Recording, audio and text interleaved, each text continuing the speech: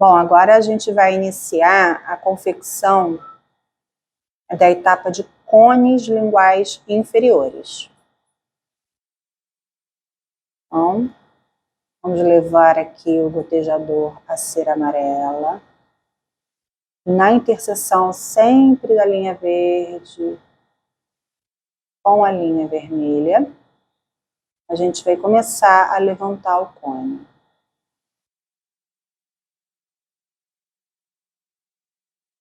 Pode ser que nessa etapa seja necessário retirar, né, um pouquinho ali do diâmetro VL, das vertentes internas, isso cada um tem que avaliar. Avaliar se vai ter espaço ali, porque agora a gente tem que levantar o cone e tem que ter espaço também para as vertentes internas desses cones.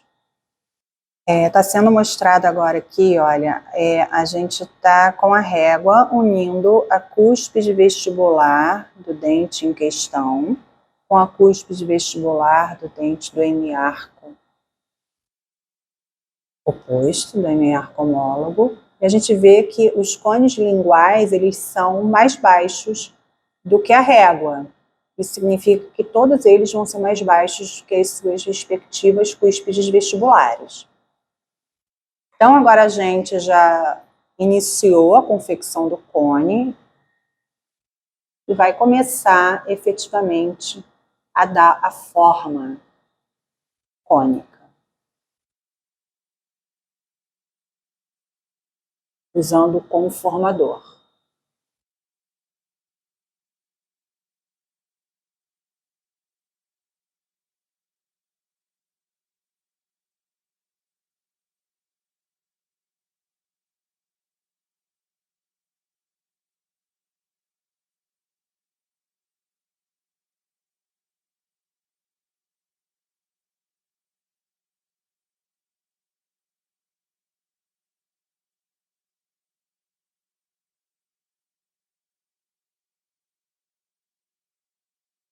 O desafio a partir de agora vai ser a gente conseguir ter espaço para tantas estruturas, né?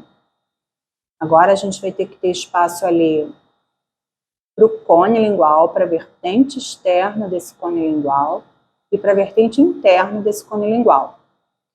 Aí a gente sempre, toda vez que a gente estiver fazendo cone, a gente tem que ter em mente se é um cone de cúspide de trabalho ou de cúspide de balanceio, tá? E aí localizá-lo um pouquinho mais para fora da mesa oclusal, né? No caso mais próximo à face lingual livre. Se for um cone de cúspide de balanceio, como é o caso aqui.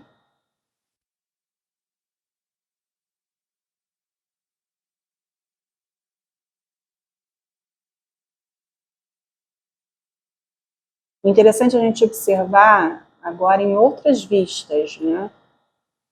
Por oclusal, a gente observa que tem pouco espaço ali para fazer a vertente interna. Então, a gente talvez tenha que até tirar um pouquinho da vertente interna vestibular ali,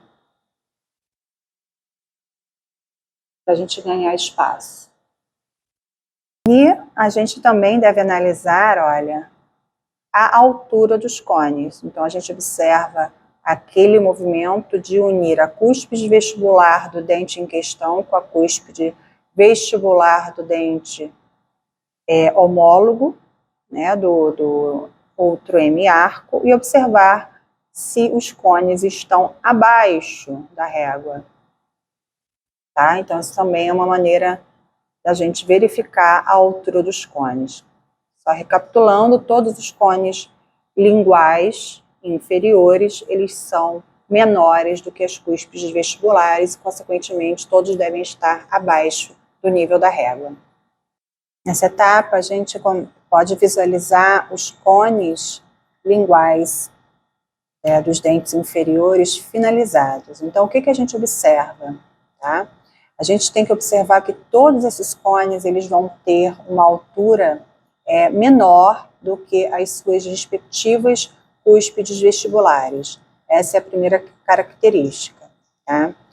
Outra coisa importante, como são cones de cúspides de balanceio, eles estão localizados bem mais próximos aqui da face lingual, tá? Do que estavam localizados os cones de cúspide de trabalho. Então, eles estão mais para fora aqui da mesa oclusal. Quando a gente fala dos cones mesiolingual e distolingual do primeiro molar inferior, quando a gente for confeccionar esses cones, a gente tem que se ater a algumas características importantes. A primeira é que esses cones eles devem estar distantes entre si, porque aqui na face oclusal desse dente a gente vai ter aquela maior cúspide humana, que é a cúspide mesiopalatina, que tem que sair aqui livremente, tanto por vestibular aqui no sulco de escape de balanceio, quanto aqui por lingual no sulco de escape de trabalho, que é o sulco ocluso lingual. Então, atentem-se que esses cones eles devem estar o mais distantes possível entre si.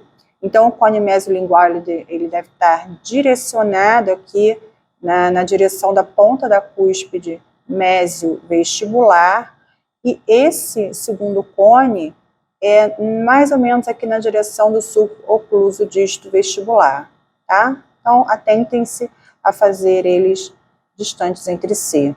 Observem também, olha, sempre no alinhamento, né, antero-posterior, póstero, o alinhamento também póstero-anterior.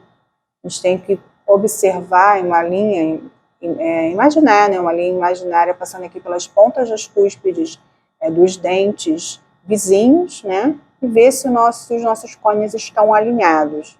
Então, é muito importante que a gente observe os cones sempre em todas as vistas possíveis, tá? Então, oclusal, lingual, anteroposterior, mesioposterior, que é a vista de perfil. E, no caso aqui, desses cones linguais, a gente vai observar também isso aqui, olha. Essa vista aqui também é muito importante para a gente analisar se os nossos cones linguais estão corretos. Por quê? Nessa vista posterior do asa, a gente vai poder fazer os movimentos de lateralidade. A gente vai poder observar, por exemplo, no movimento de lateralidade, considerando o lado de balanceio ou o lado de trabalho, olha. Balanceio para lá, trabalho para cá. No caso que nos interessa aqui nos cones linguais é o movimento de lateralidade, considerando que aqui seja o lado de trabalho. Por quê? Porque a gente vai ter entre esses cones, o mesiolingual e o distolingual, a formação do sulco de escape de trabalho, que é o sulco ocluso lingual, por onde essa cúspide, a mesiopalatina, o primeiro molar superior, ela vai escapar livremente.